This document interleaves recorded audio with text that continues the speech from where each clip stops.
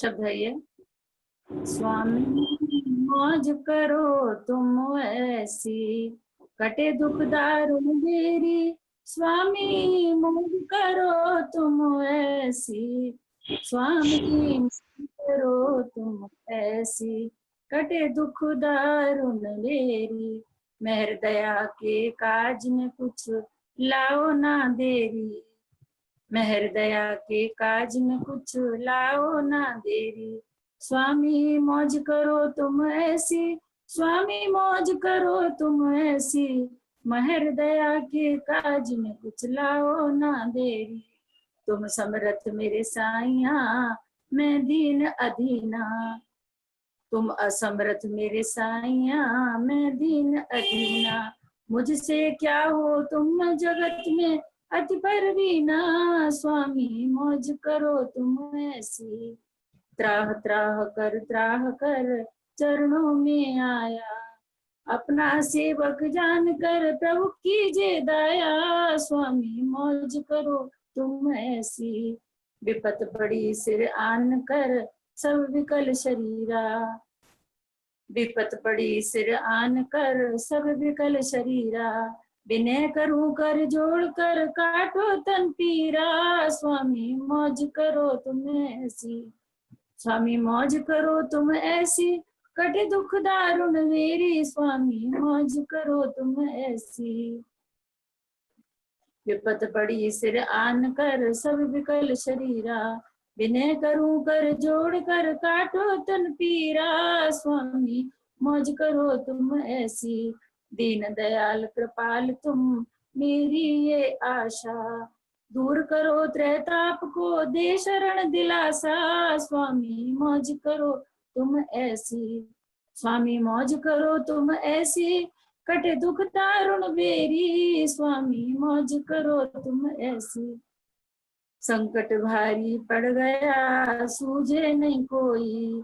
राधा स्वामी तुम समदीन हित, कोई और न होई। स्वामी मौज करो तुम ऐसी, स्वामी मौज करो तुम ऐसी, कटे दुख दारुण बेरी। स्वामी मौज करो तुम ऐसी। राधा स्वामी।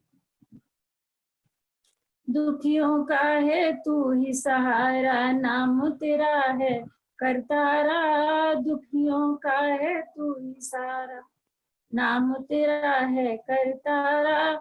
निर्गुण सगुण रूप प्रभु तेरा, निराकार और साकारा। वार पार कोई कैसे पावे, वेद कहे अपरंपारा। दुखियों का है तू ही सहारा, नाम तेरा है करतारा। वार पार कोई कैसे पावे, वेद कहे अपरंपारा। दुखियों का है तू ही सहारा, नाम तेरा है करतारा। अंतर्यामी घट घट वासी, अविनाशी जगदाधारा। जब लग दया दृष्टि नहीं तेरी, जाए न कोई भव जल पारा। पतित उदाहरण भव तारण, कारण कारज करतारा। दीन बंधु करुणा के सागर, आगर अद्भुत रखवारा। टूटी नाव पड़ी भव सागर, आन पड़ी है मझधारा। काल निकारो करुणा सिंधु, बेग सुनो मेरी भरतारा। दुखियों का है तू ही सहारा, नाम तेरा है करतारा। रात अंधेरी डगर न सूझे, मूढ़त है भव जल धारा। राधा स्वामी दया के सागर, अब तो करो मेरा निस्तारा।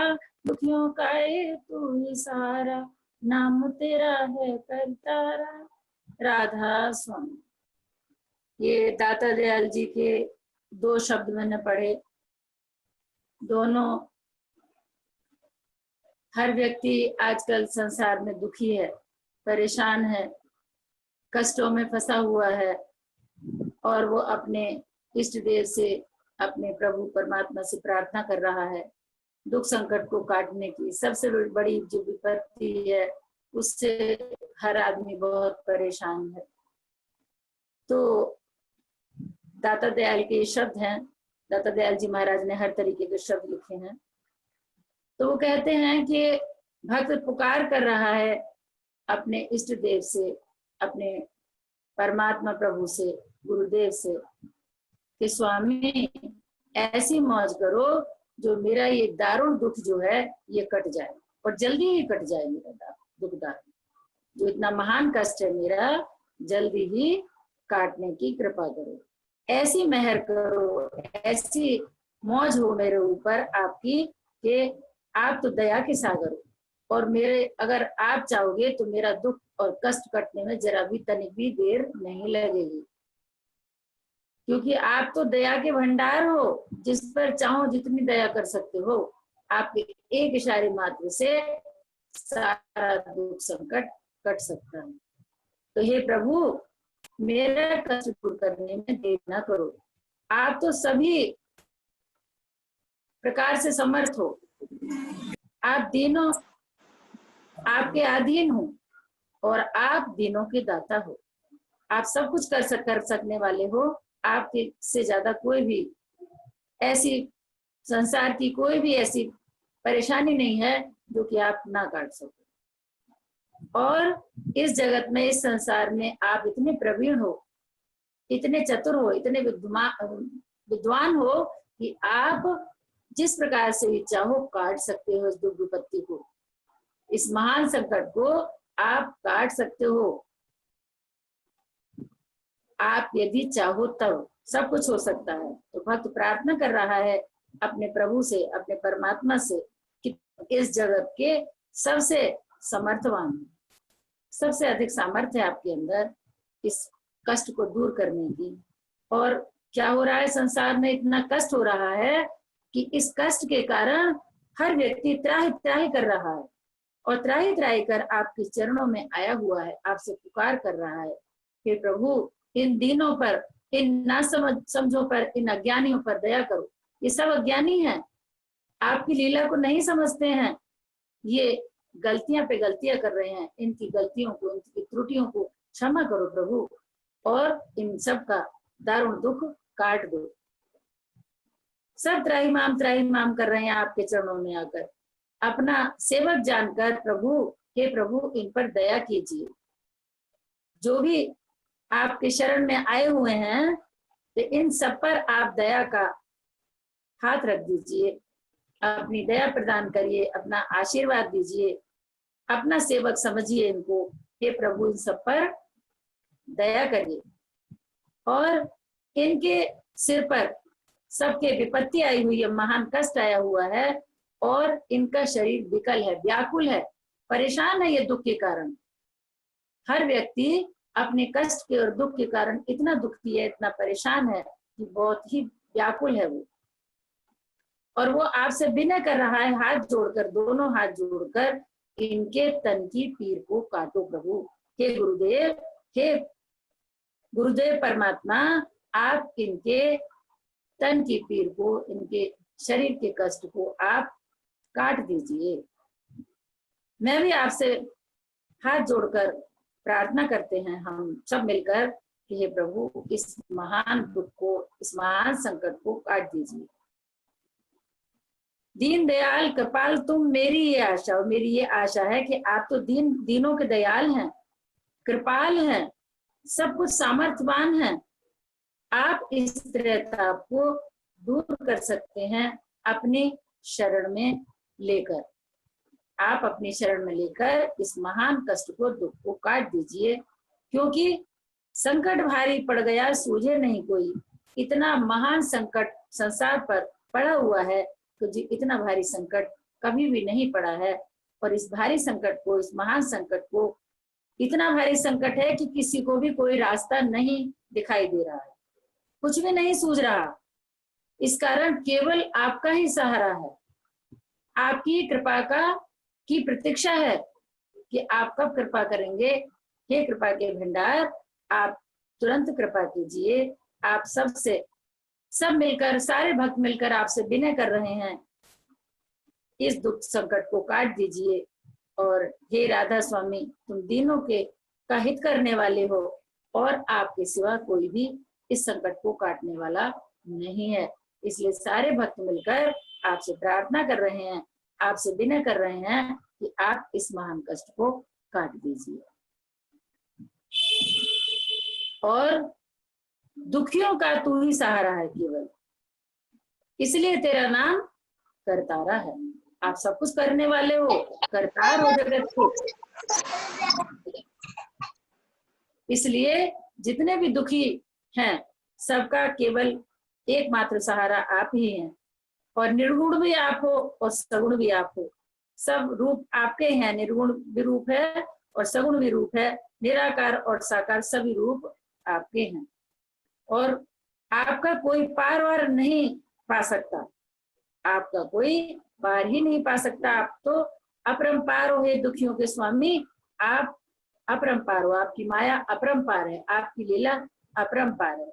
आप अंतर्यामी हैं, घट घट के वासी हैं, इस जगत के आधार हैं, अविनाशी है, इस जगत के आधार हैं और दुखियों के एकमात्र सहारे हैं। आपका ही सहारा है दुखियों को। और जब लग दया दृष्टि नहीं तेरी, जाए न कोई भवजल पारा। जब तक आपकी दया दृष्टि नहीं होगी हे गुरुदेव, तब तक कोई भी इस संसार रूपी सागर से पार नहीं हो सकता, इस दुखों के सागर से पार नहीं हो सकता। ये दुखों का जो सागर आया हुआ है, ये बाढ़ आई हुई है कष्टों की, तो इससे कोई भी पार नहीं हो सकता। आप अंतर्यामी हैं, घट घट के वासी हैं और इस जगत के आधार हैं। आप दया की दृष्टि करिए और सबको इस संसार सागर से पार कर दीजिए।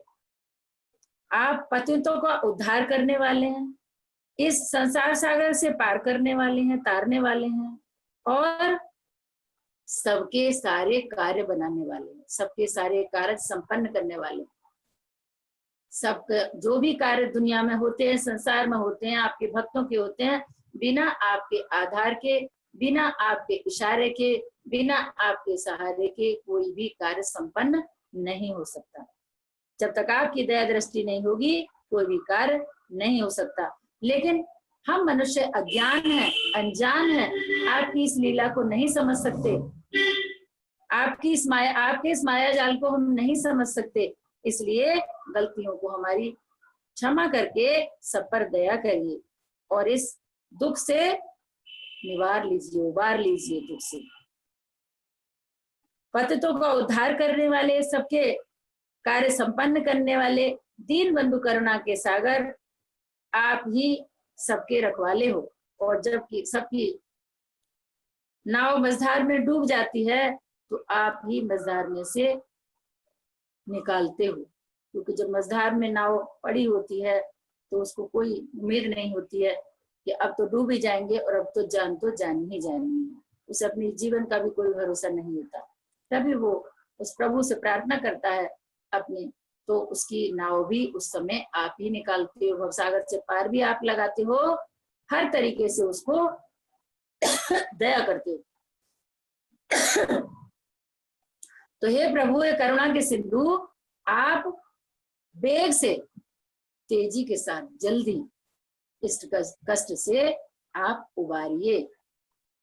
और जब कष्ट में, दुख अंधेरे में, कष्ट रूपी अंधेरे में आदमी फंस जाता है तो क्या करता है कि रात अंधेरी डगर न सूझे, अंधेरी रात है, कष्टों में चारों तरफ से घिरे हुए हैं और कोई भी रास्ता दिखाई नहीं देता और लगता है कि जैसे हम गहरी जल की धारा में डूबते चले जा रहे हैं, डूबते चले जा रहे हैं, कोई रास्ता निकलने का दिखाई नहीं दे रहा है।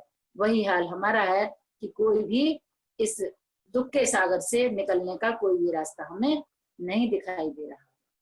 हे राधा स्वामी, आप तो दया के सागर हो, अब तो मैं इतना दीनहीन होकर आपसे प्रार्थना कर रहा हूँ, अब तो आप हम सबका और इस दुनिया का विस्तार करो। आप ही सामर्थ्यवान है, आप ही दया के सागर हैं, दया के भंडार हैं। हे कृपालु, हे दयालु, आप इस संसार पर कृपा की दृष्टि करें। तो जब दुख विपत्ति आती है, चारों तरफ से घेर लेती है, तो कोई भी, जब एक तो बात यह है कि जो परेशानी आती है, कभी भी परेशानी कोई अकेले नहीं आती, दो चार साथ लेके आती है, हमेशा कहीं भी किसी के पास भी आती है तो चारों तरफ से आती है और आदमी इतना परेशान हो जाता है कि उस टाइम कोई भी रास्ता उसे नहीं दिखाई देता।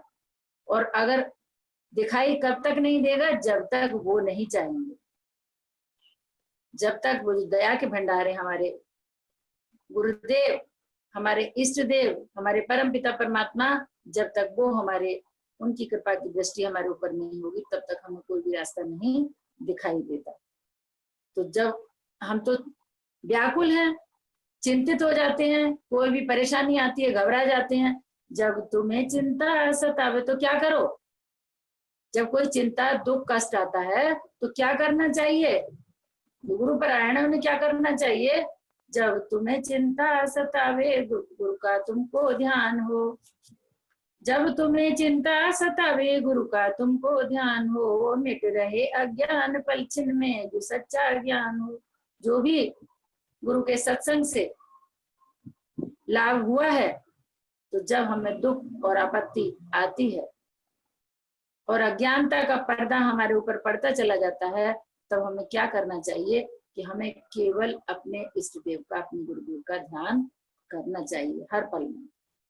दुख में, संकट में, विपत में, सोच में, चिंता में भी नाम का सुमिरन सदा हो, नाम का अनुमान हो। तो कोई भी दुख हो, संकट हो, कोई भी विपत्ति हो, तो उसमें चिंता न करके, चिंतन मनन उस चिंता का न करके नाम का सुमिरन करना चाहिए। नाम का ही सुमिरन, इष्ट देव का ध्यान। दुख में, संकट में, विपत्ति में, सोच में, चिंता में भी नाम का सुमिरन सदा हो, नाम का अनुमान हो। सोते उठते बैठते और खाते पीते जागते, अब हम क्या करते हैं? हम मानते हैं, गुरु को माने या जो भी अपना इष्ट मानते हैं, जिसको भी मानते हैं। अब गुरु परंपरा में क्या होता है कि एक गुरु का आधार मानते हैं, जीवित गुरु है सामने, उसको मानते हैं, लेकिन हर व्यक्ति के अंदर ये भावना नहीं होती। जैसे परम दयाल जी महाराज हमारे सतगुरु भक्त थे। सतगुरु हमेशा दुनिया में दायम कायम रहता है, गुरु कहीं भी नहीं जाता है, हमेशा उसकी शक्ति काम करती है। और हम अज्ञानी हैं, हम क्या समझते हैं एक के बाद दूसरा आएगा तो वो करेंगे, वो आएंगे तो वो करेंगे। वो केवल उसका काम करते हैं जो सतगुरु होता है, सतगुरु का काम करती है। सब दुनिया में जितने भी उसके आते हैं सेवा करने, उसका नाम करने, उसका गुणगान करने, केवल सतगुरु का काम होता है। और सत्ता काम करती है केवल सतगुरु। इसलिए हम हर समय जितने भी संत हैं, सब परम दयाल जी महाराज का काम कर रहे हैं, सब परम दयाल जी महाराज का झंडा उठा रहे हैं, मानवता का झंडा। सबको मानवता के झंडे के नीचे, इंसानियत के झंडे के नीचे लाना चाह रहे हैं। सबकी कोशिश यही होती है, क्योंकि इतने बड़ी दुनिया का एक कोई भी काम नहीं कर सकता। इसलिए सदगुरु ने जितने लोगों की ड्यूटी लगाई है, सबको अपना अपना काम करना है। किसी को भी नहीं पता होता, ताकत वही देने वाले हैं, शक्ति वही देने वाले हैं, कोई कुछ नहीं कर सकता यदि उनकी शक्ति ना हो तो हम केवल एक ही धारा समय बह रही है और काम वही, वहां से एक मंजिल। परमात्मा केवल एक है, सदगुरु केवल एक है। सदगुरु कह लीजिए या परमात्मा कह लीजिए, कोई अलग अलग शक्ति नहीं है, केवल एक शक्ति है। और जिस प्रकार से ये उदाहरण देखने को मिलता है कि हम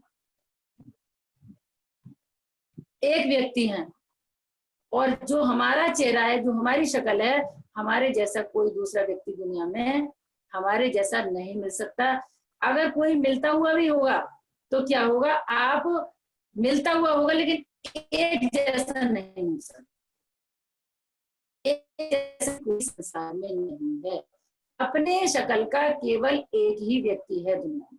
ये उसने उदाहरण दिया है। हम अपनी बुद्धि तो इंसान बहुत चलाता है, लेकिन जो सोचने की बात है उस पर विचार कभी नहीं करता कि हम अपने जैसे केवल एक हैं, दूसरा कोई भी नहीं है। जिस प्रकार से हम अपने चेहरे के जैसे एक है, हमारे जैसा चेहरा दूसरा नहीं है, इसी प्रकार से वो परमात्मा भी अपने जैसा एक ही है, केवल एक है, दूसरा कोई नहीं है।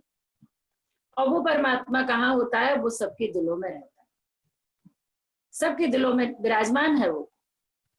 तो हमारा चेहरा इसलिए सामने है तो इसलिए हमारे चेहरे की पहचान है, क्योंकि हमें संसार में रहकर काम करना है।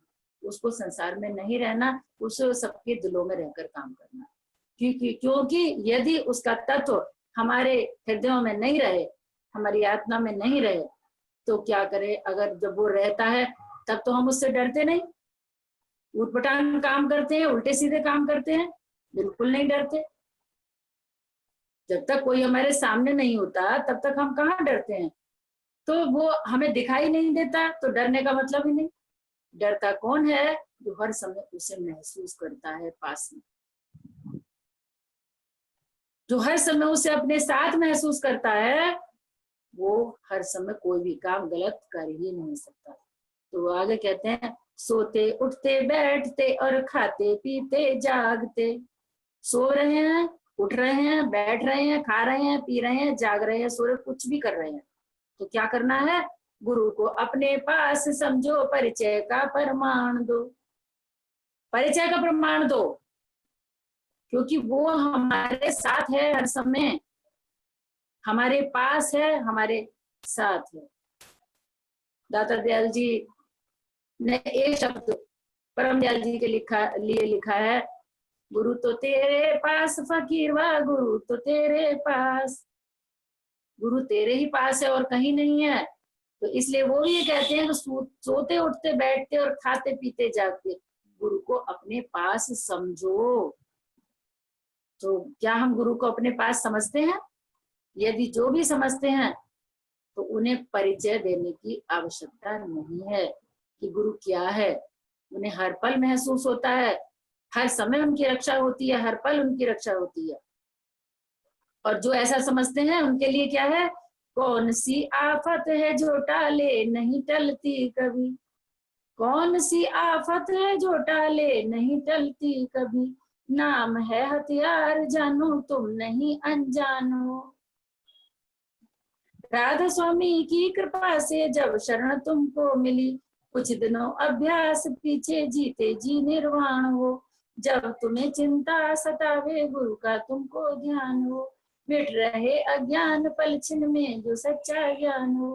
तो जो भी हमारा अज्ञान है वो हमारा एक पल में ही मिट जाता है गुरु की कृपा से। ऐसी है गुरु की कृपा।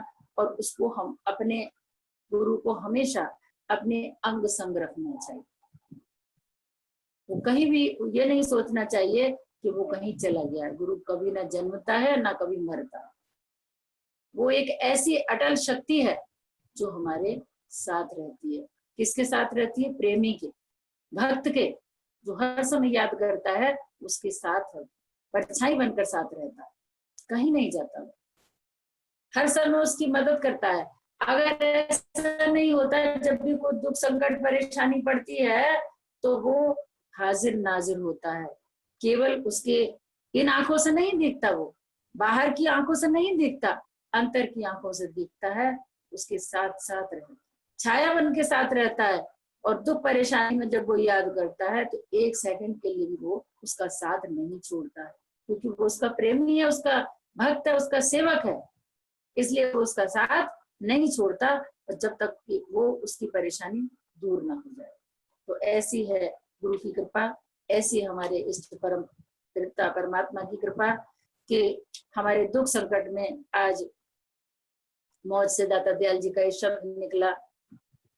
हर व्यक्ति संसार में कष्ट में है, दुख में है, तो इसलिए उनसे प्रार्थना करने से ही हमारा काम बन सकता है। और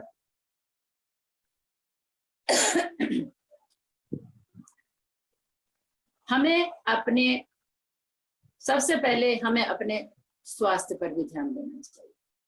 दुख संकट बीमारियां क्यों आती हैं?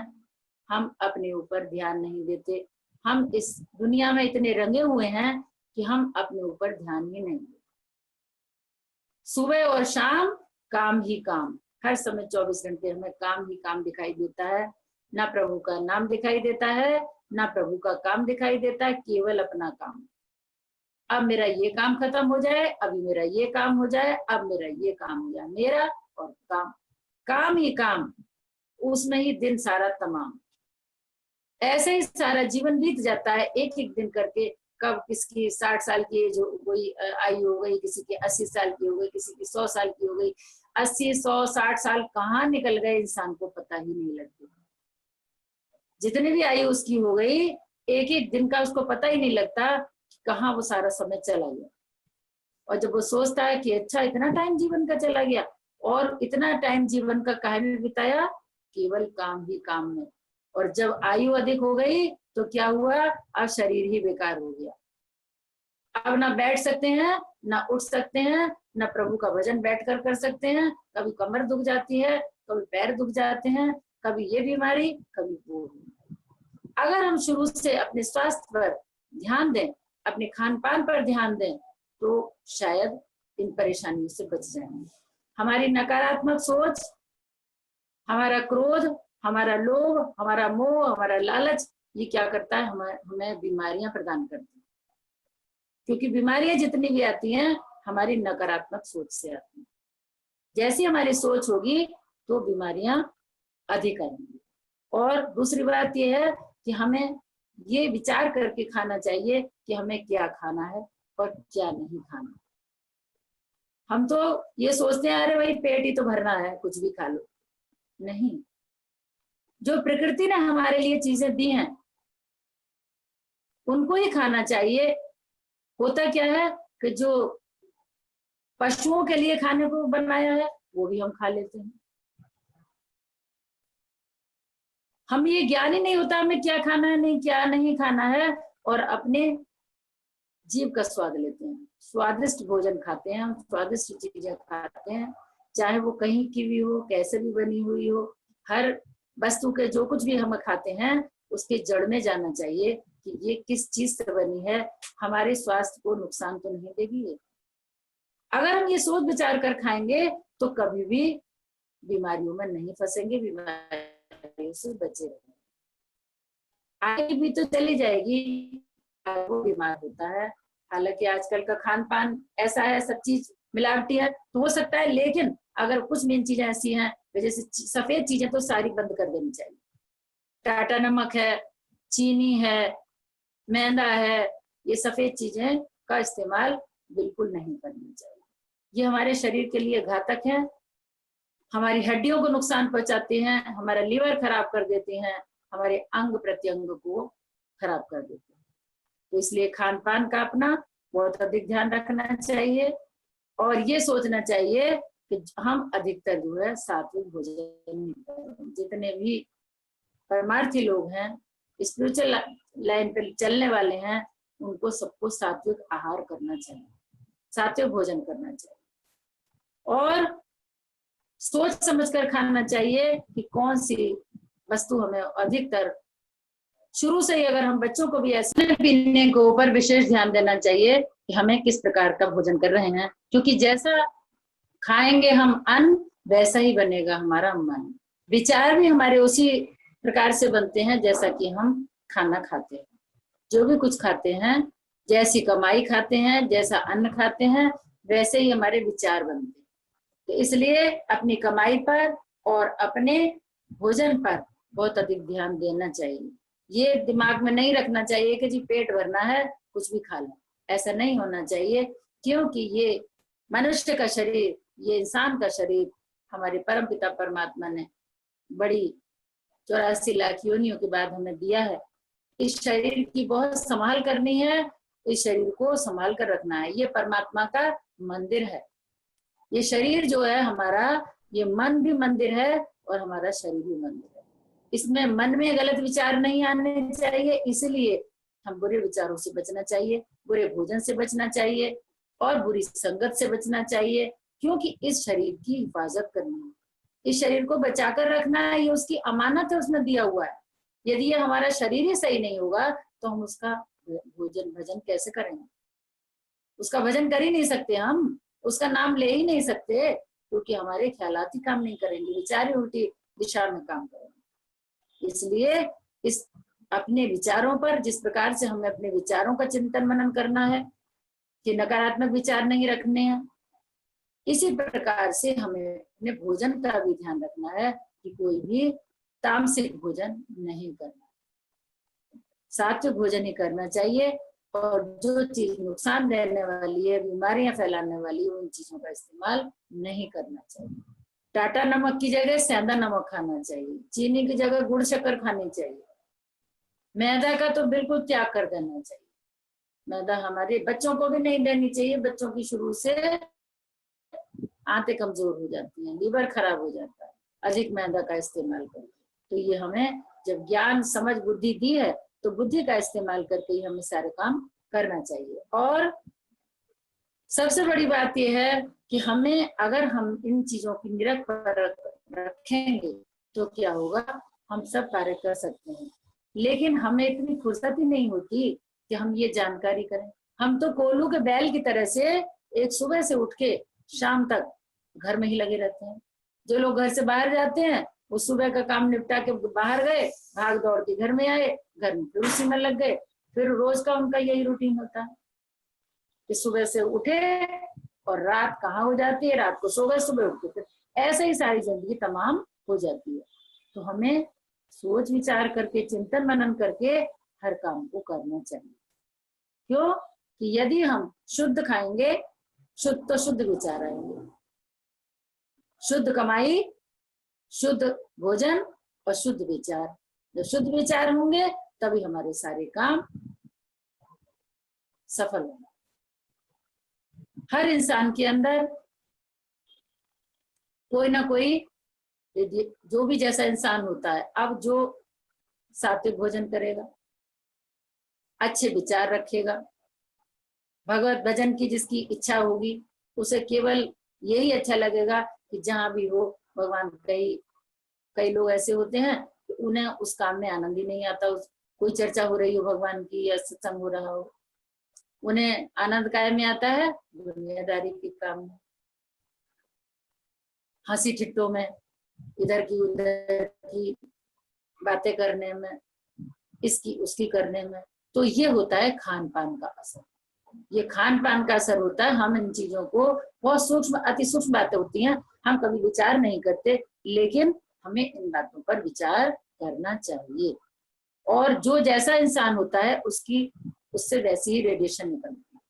अब क्या होता है, कभी कभी ऐसा होता है कि हम किसी के घर जाएंगे किसी काम से, कि भाई जरा 5 मिनट का काम है, अभी 5 मिनट में हम आना और जाना है, हमारा ये जरूरी काम है, उसको कर जाएंगे। पता लगा हम 5 मिनट को कह के गए थे, लेकिन वहां जब उसके वहां पहुंचे तो हमें 1 घंटा और 2 घंटे हो गए, पता ही नहीं लगा कि कहाँ टाइम है। क्यों? कि उस घर की और उस घर में रहने वालों की रेडिएशन इतनी अच्छी थी कि वो खींच रही थी हमें प्रेम से, प्रेम भरा हुआ था उसकी घर की रेडिएशन। और हम वहां 5 मिनट को कह के गए थे, 2 घंटे का समय हमें पता नहीं लगा, क्योंकि वहां पर प्रेम की अधिकता थी। इतना प्रेम था कि वो हमें प्यार से उठने ही नहीं दे रहे थे। और प्यार के वश में प्रेम के वश में हर व्यक्ति है। प्रेम से तो आप खिंचे चले आओगे, कुछ कर ही नहीं सकते। तो ऐसा होता है।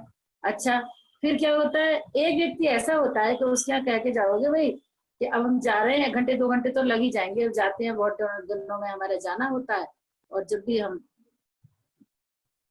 जब जाते हैं तो थोड़ी टाइम लगा के आएंगे, लेकिन आप वहां गए, वहां की रेडिएशन ऐसी थी, वातावरण ऐसा था कि आप वहां बैठे, लेकिन आपका मन पैर रखते ही, वहां पर बैठते ही ऐसा लग रहा था कि यहाँ से भाग चलो, कहाँ आ गए। और कहाँ घंटे 2 घंटे को आप कह के गए थे, वहां 10 मिनट रुकना मुश्किल। आपका मन उखड़ रहा है वहां से कि चलो, हमारा मन नहीं लग रहा है। आप घर आ जाते हो जल्दी, कि भाई बड़ी जल्दी आ गए आप, तो 1-2 घंटे के लिए कह के गए थे, तो वही क्या कर रहे हैं, हमारा मन नहीं लगा, अच्छा नहीं लगा।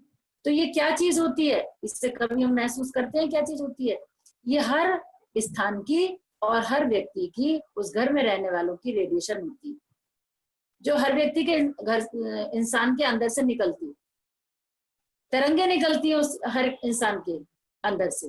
तभी सदगुरुदेव परम दयाल जी महाराज कहा करते थे कि जब तुम मेरे पास आते हो तो तुम्हारी रेडिएशन, मेरी रेडिएशन जब तुम पर जाती है, तो क्या तुम्हारी रेडिएशन मेरे पर नहीं आती? तुम आते हो, तुम्हारे विचार मेरे सामने आ जाते हैं, तो मेरी रेडिएशन की तो भी तो तुम पर जानी चाहिए। उन्हीं की रेडिएशन का प्रभाव ये है कि जिसने तनिक मात्र भी उनके दर्शन किए, जब उनके फोटो से यह हालत है कि दुनिया खींची चली आ रही है, तो साधारण जिसने जरा भी दर्शन किए तो वो तो रुक ही नहीं सकता। वो आएगा, उसका कुल कुटुंब सब आएगा, क्योंकि उनकी रेडिएशन ऐसी थी। ये होती है रेडिएशन की बात, भाव तरंगे होती हैं हर इंसान की। तो हमें अपना खान पान सही करके, अपने विचार शुद्ध पवित्र करके ऐसी रेडिएशन बनानी चाहिए कि जब हमारी तरफ हो, हर किसी को प्रेम से हम प्रेम की नजर से देखें। प्रेम ही प्रेम भर दें अपने परिवार में, अपने घर परिवार में प्रेम ही प्रेम भर दें, प्यार ही प्यार से सींचें अपने घर परिवार को। और हम स्त्रियां हैं, हमें तो बहुत अधिक प्रेम की आवश्यकता है। बच्चों में प्रेम का संस्कार, घर परिवार में घर के एक एक कण में प्रेम का संस्कार भरना चाहिए। और अगर नहीं है तो ये सत्संग की वाणी जब हम सुनते हैं तो हमारे दिमाग में ये विचार आने चाहिए कि ऐसा हमें करना चाहिए। इस दुनिया में प्रेम के अलावा कोई चीज नहीं है जिससे कि आप किसी से कुछ करवा सकें। प्रेम का ही खिंचाव है और कुछ भी नहीं है दुनिया में। चाहे वो परिवार हो, चाहे वो समाज हो, चाहे वो देश हो, कोई भी हो, केवल प्रेम का ही संबंध है हर किसी से। तो ऐसा हम अपने अंदर करेंगे तो ऐसा कब होगा कि जब हमारा खान पान शुद्ध हो। खान पान शुद्ध होगा तो विचार शुद्ध होंगे, जब विचार शुद्ध होंगे तो हमारी रेडिएशन अच्छी निकलेगी, तरंगे हमारी अच्छी निकलेगी। एक संत आभा मंडल जहाँ पे सदगुरु की रेडिएशन होती है, गुरु की रेडिएशन होती है, वहां का आभा मंडल ऐसा होता है कि उस आभा मंडल में, उस वातावरण में जो भी व्यक्ति आता है उसका जीवन बदल जाता है। इसलिए मंदिरों की और तीर्थ स्थानों की का प्रभाव होता है। लेकिन अब तीर्थ स्थानों में जो पहले संत वहां पर उनका निवास था, अब इतना टाइम हो गया, इतनी भीड़ वहां जाती है हर बार 12 महीने, तो क्या वहां की रेडिएशन को रह गई है? अब तो लकीरें पीटनी है। तीर्थ स्थान तब थे जबकि बहुत कम लोग जाया करते थे, वो भी कभी मतलब कितने सालों में। कोई भी अगर तीर्थ यात्रा करने जाता था तो उसको ऐसे भेजा जाता था कि ये अब काफी टाइम में पता नहीं लौट के आएगा या नहीं। एक समय ऐसा था, उसको इस तरीके से विदा कर किया जाता था। लेकिन आजकल तो इतनी भीड़ है कि मनोरंजन है, पर्यटक स्थल हो रहे हैं तीर्थ स्थान, तो वो रेडिएशन नहीं रही वहां की। तो इसलिए हमें अपने घरों की रेडिएशन ऐसी बनानी चाहिए, वातावरण ऐसा बनाना चाहिए कि हमारा घर ही तीर्थ बन जाए। वो हमारे ऊपर है कि हम रहने वाले उसमें कैसे विचार रखें। जैसे विचार हम रखेंगे वैसा ही प्रभाव हमारे घर का रहेगा। किसी स्थान पर, किसी के घर या किसी स्थान पर हम गए और वहां गए तो हमें बड़ा अच्छा लगता है। ये लगेगा कि मतलब मन को ऐसी खुशी मिलेगी, एक अजीब सी खुशी होगी, तो उसे हम शब्दों में नहीं कह सकते। मन एकदम हमारा अगर कितना भी परेशान हो तो एकदम हम प्रसन्न चित्त हो जाएंगे, जैसे खुशी मिल गई एक अंदर से। उस वातावरण का असर। एक बार मैंने बताया था, अभी शायद 2 साल की बात हो गई, शायद 2-2.5 साल की। एक कोई मेहमान हमारे घर आए, मैंने एक कमरे में उनका प्रबंध किया। लेकिन सुबह को जब वो सोकर उठे, मैं तो उठ जाती हूँ सुबह जल्दी, तो मैं चाय बना रही थी सुबह उठ के। वो उठकर आए तो उठकर वो कहने लगे कि बहुत बढ़िया नींद आई रात। मैंने कहा अच्छा, मैंने कहा नींद आ गई आपको? तो बोले हाँ, नींद बहुत बढ़िया नींद आई। और एक बात बताइए कि आपके इस घर की, इसके कमरे की बहुत बढ़िया रेडिएशन, बहुत अच्छी रेडिएशन है, मतलब बहुत ही क्या कहना चाहिए कि पॉजिटिव एटमॉस्फेयर है यहाँ। भाई हमें तो पता नहीं, हम तो 12 महीने रहते हैं, हर समय रहते हैं, हमें तो नहीं पता। बोले नहीं, तो जो हमने महसूस किया इसके अंदर, तो तो बहुत ही बढ़िया मतलब वातावरण, और रात को तो नींद इतनी बढ़िया आ गई कि हमें अपने घर भी नहीं आती इतनी बढ़िया। तो बहुत खुशी की बात है, अच्छी बात है कि भाई आपको ऐसा महसूस हुआ। तो ये हमारे फर्क पड़ता है इस चीज से। अच्छा, हम समझते नहीं, ऐसी बातें हमें कोई बतलाता नहीं। हम कहीं भी अपने कहीं फ्रेंड सर्कल में जाएंगे, किसी रिश्तेदार के घर जाएंगे, किसी पास पड़ोसी के घर जाएंगे, तो क्या कोई ऐसी बातें करता है? भाई बात किसकी करेंगे? जिससे भी बात करेंगे पास पड़ोसियों की, अपने रिश्तेदारों की, इसकी उसकी, इधर की उधर की, लेकिन काम की बात एक भी नहीं है, अपने सुधार की बात एक भी नहीं। तो हमें ये ध्यान रखना चाहिए कि जिस कंपनी में हम बैठ रहे हैं, जिस वातावरण में जिन लोगों के साथ हम बैठ रहे हैं, वो लोग कैसे हैं, हमारी संगत कैसी है, अच्छी है कि नहीं है। कहीं ऐसा नहीं हो कि हमने मान लीजिए एक पति पत्नी थे, उनमें दोनों में बहुत लड़ाई हुआ करती थी, कभी भी एक पल के लिए उनमें बनी नहीं, हमेशा लड़ाई रहती थी उनकी, दोनों एक दूसरे की कमी निकालने पर रहते थे, खींचातान होती रहती थी। तो अब हुआ ये, सारा जीवन बीत गया और पत्नी का अंत समय आ गया, वो मृत्यु हो गई, उसकी चली गई। जब उसकी मृत्यु हो गई तो अब जो उसका पति था बहुत रोया, सिर पीट पीट कर रो रहा था कि मैंने जीवन में कभी भी उसकी कीमत नहीं की, और आज वो चली गई तो मैं उसे बहुत याद कर रहा हूँ, मैंने बहुत गलती की। अगर वो अपनी गलती नहीं मानती थी तो मैं ही अपनी गलती मान लेता, मैंने क्यों किया ऐसा। बहुत पश्चाताप के आंसू बहा रहा था और वो उसको चैन नहीं पड़ रहा था।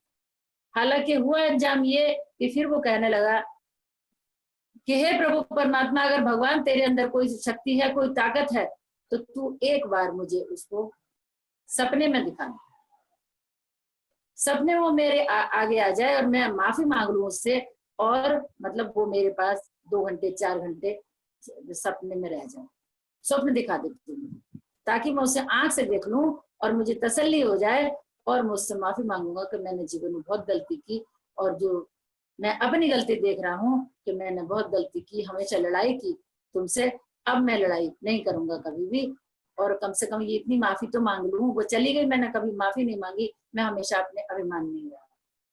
तो अब क्या हुआ कि भगवान ने, भाई बहुत दर्द दिल से पुकार कर रहा था, भगवान ने उसकी प्रार्थना सुन ली। तो रात को स्वप्न में उसकी पत्नी आ गई।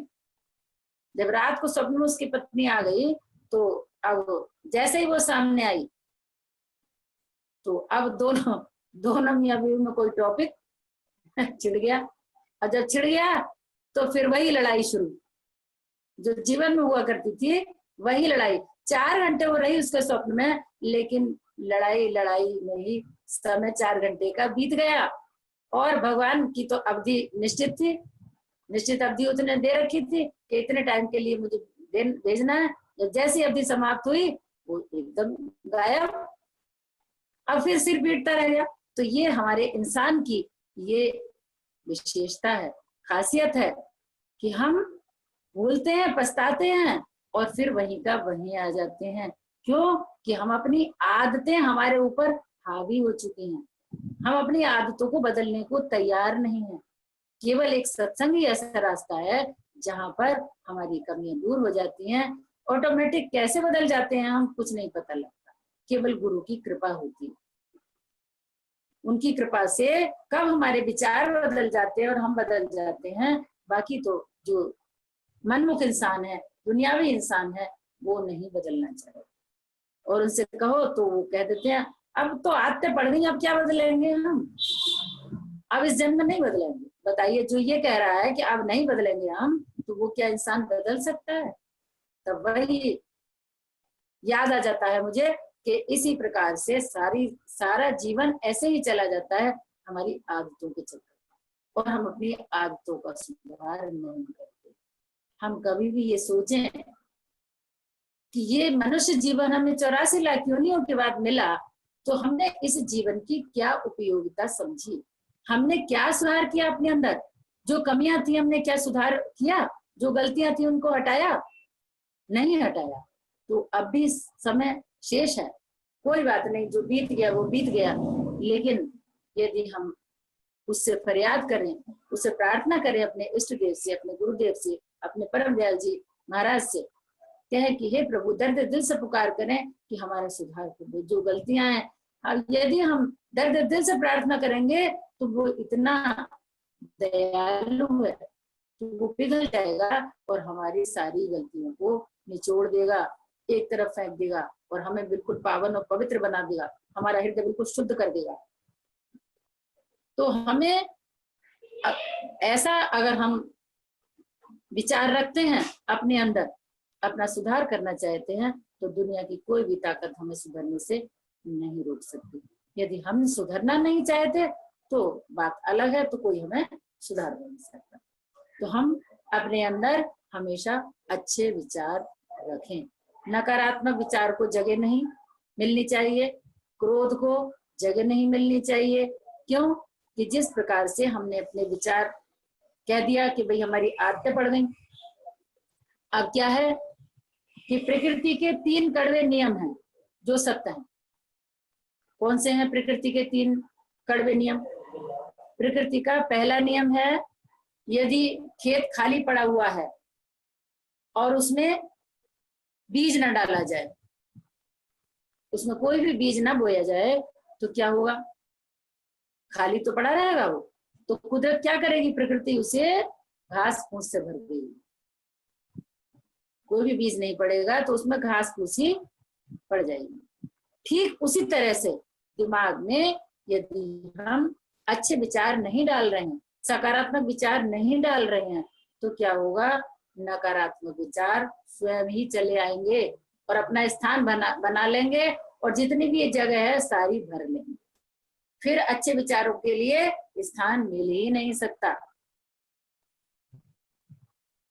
बुरे विचार, क्योंकि बुराई बहुत जल्दी अपना साम्राज्य फैला देती है।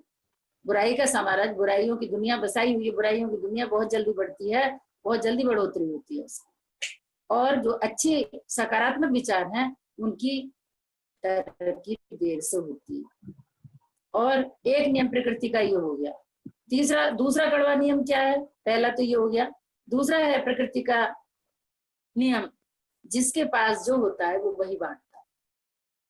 जो भी जिसके पास होगा, जो सुखी है वो सुख बांटेगा, जिसके पास धन है वो धन देगा, जो दुखी है वो दुख बांटेगा अपने।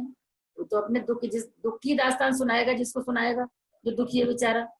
और जो ज्ञानी है वो ज्ञान बांटेगा, वो अपना हर किसी को ज्ञान देगा। और जो भ्रमित है, जो भ्रमों में फंसा हुआ है, वो भ्रम ही भ्रम बांटेगा।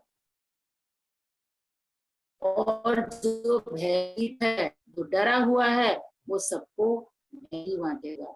और ये ऐसा मत करना ऐसा हो जाएगा, और ये ऐसा मत करना ऐसा हो जाएगा, वो सबको डराता ही रहे।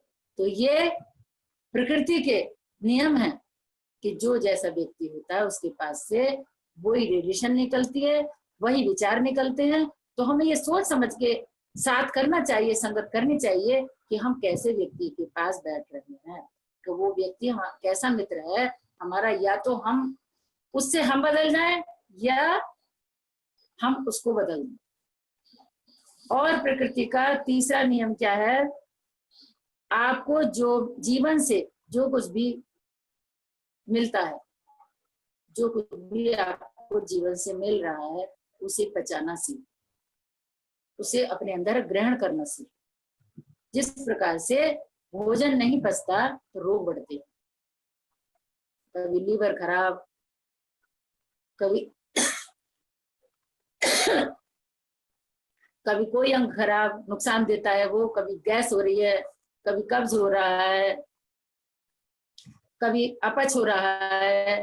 तो इस प्रकार से जब भोजन नहीं पचता तो कितनी सारी बीमारियां फैलती हैं, क्योंकि पेट ही जड़ है। तो इस प्रकार जो भी जीवन हमें दे रहा है, जो भी हमें मिल रहा है जीवन से, उसमें संतुष्ट रहकर उसे हम पचाना सीखें, उसमें संतुष्ट रहना सीखें। और भोजन न पचने पर रोग बढ़ते हैं, पैसा न पचने पर दिखावा बढ़ता है, बात न पचने पर चुगली बढ़ती है, निंदा चुगली।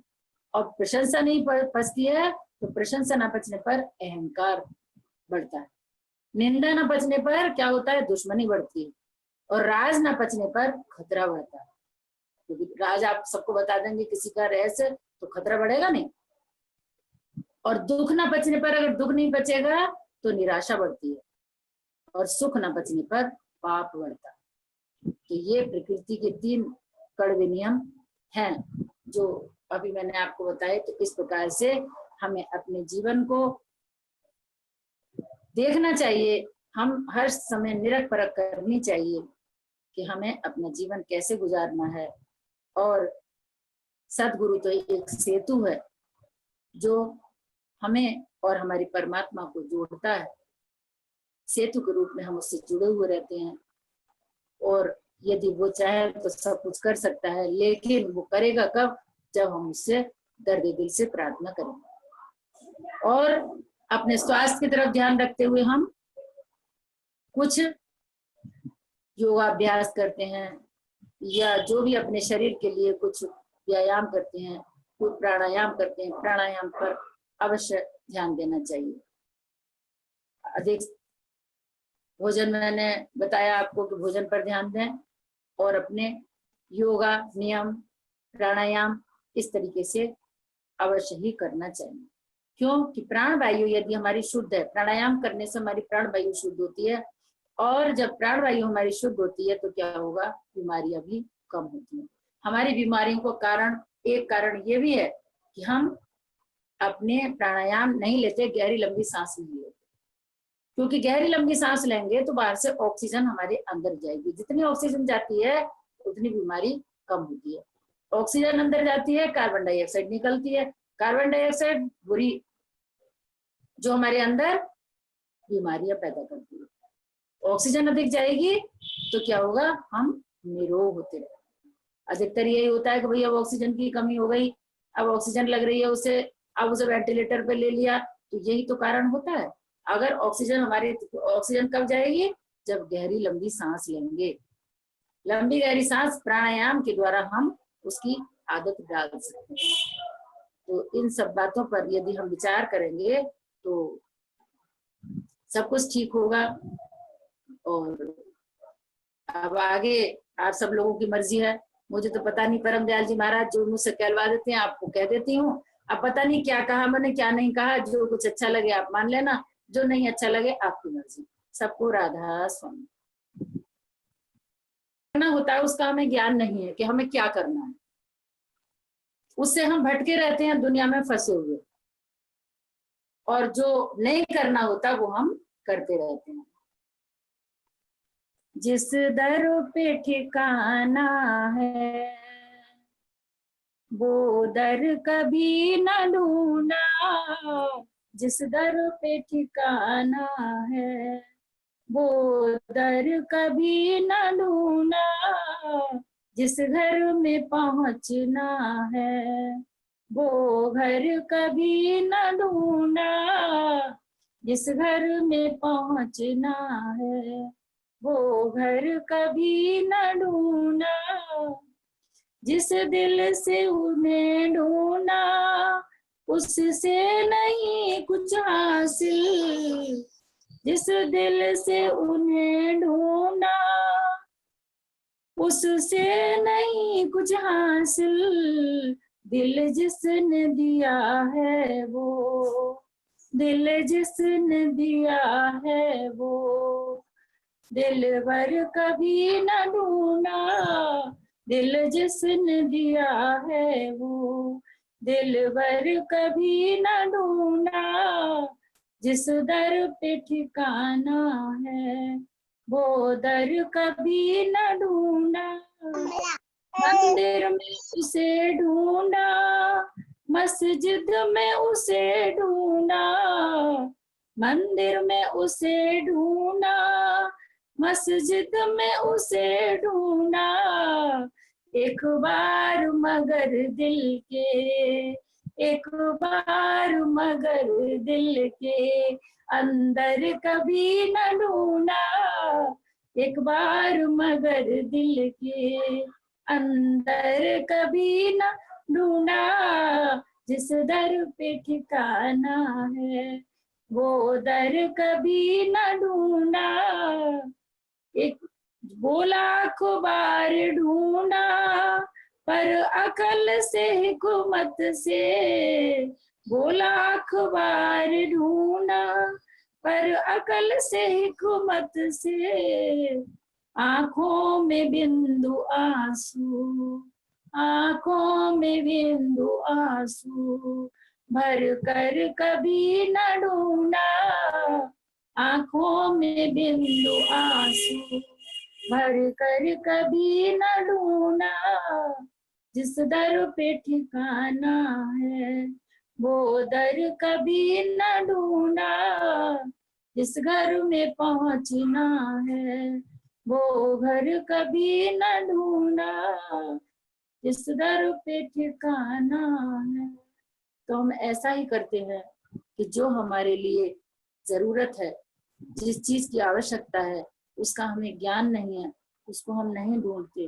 मंदिर मस्जिद तीर्थों में घूमते फिरते हैं प्रभु के दर्शन को, लेकिन अपने हृदय के अंदर कभी नहीं देखते, जहां पर कि उसका हर समय निवास है।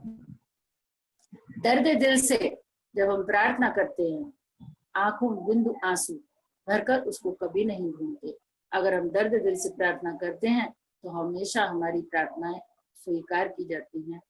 केवल यही तरीका है कि सतगुरु से, अपने परमपिता परमात्मा से दर्द दिल से प्रार्थना करनी चाहिए, जिस काम के लिए भी आप चाहते हो।